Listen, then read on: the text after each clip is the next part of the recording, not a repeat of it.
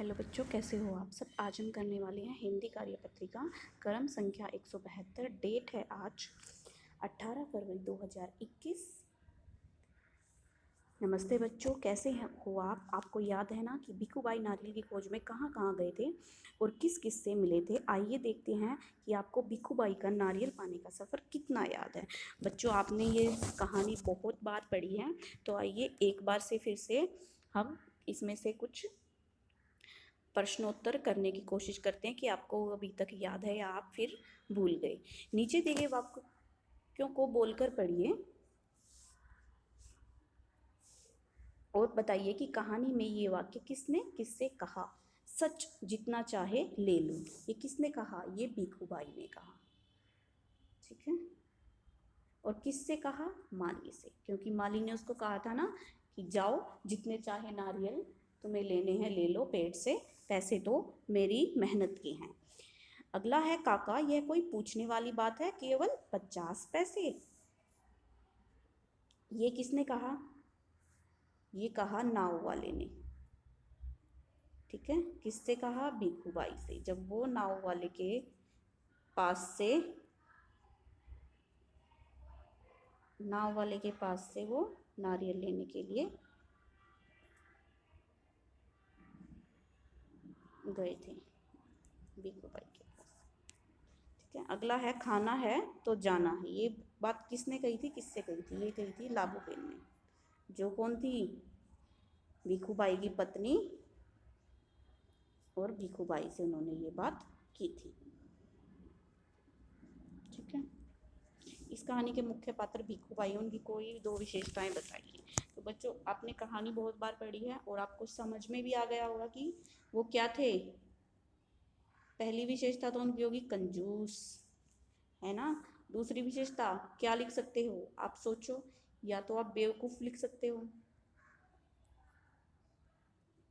क्योंकि वो इतने कंजूस थे, उनको समझ में नहीं आ रहा था कि मैं जो नारियल आसानी से ले सकता हूँ उसके लिए उनको बहुत मेहनत करनी पड़ी, और लास्ट में क्या होता है, उनको नारियल मिलता भी नहीं है और वो वहाँ पर टंग जाते हैं, और बिल्कुल लास्ट में एक नारियल उनके सिर पे गिरता है। तो नारियल अगर सिर पे गिरेगा तो उनको लास्ट में चोट ही लगती है।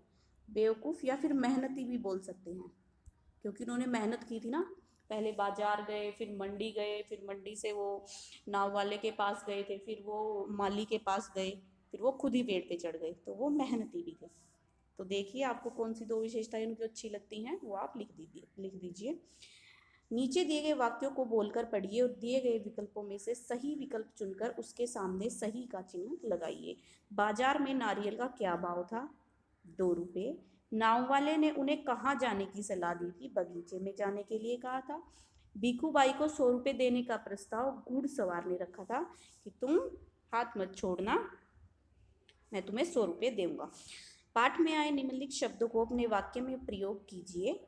विनती, मैं तुमसे विनती करता हूँ कि मुझे परेशान करना बंद करो। ठीक है, एक या तो आप ये लिख सकते हो या फिर आप कोई भी वाक्य आप सोच के वो लिखो। ठीक है, अपना वाक्य लिखोगे वो अच्छा रहेगा। मैं आपसे या तुमसे विनती करता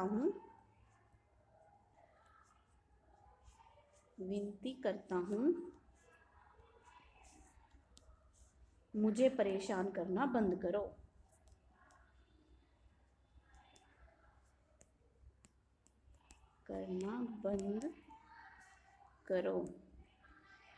तो ये हो गया। अगला है कोलाहल। तो कोलाहल में क्या, अभी होली आने वाली है, तो होली के समय पर हर जगह कोलाहल रहता है।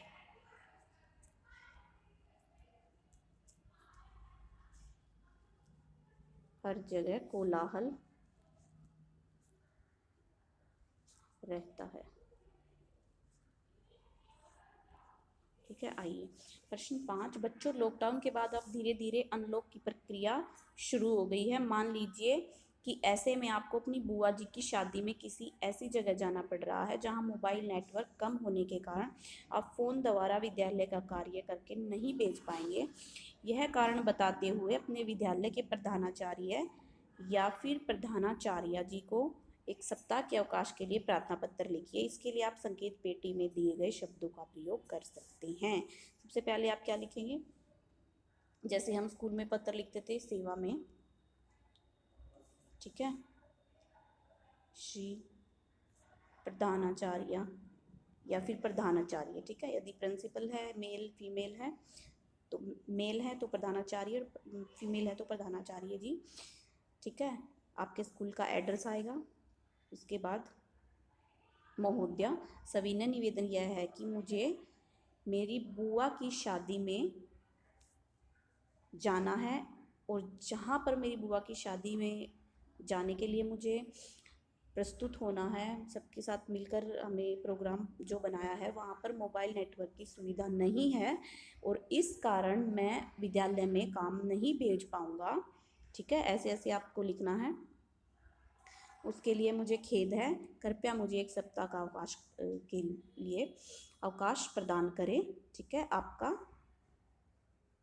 धन्यवाद, ठीक है। और आपका प्रिय विद्यार्थी, ठीक है। इसके बाद आपको ये सारा लिखना है।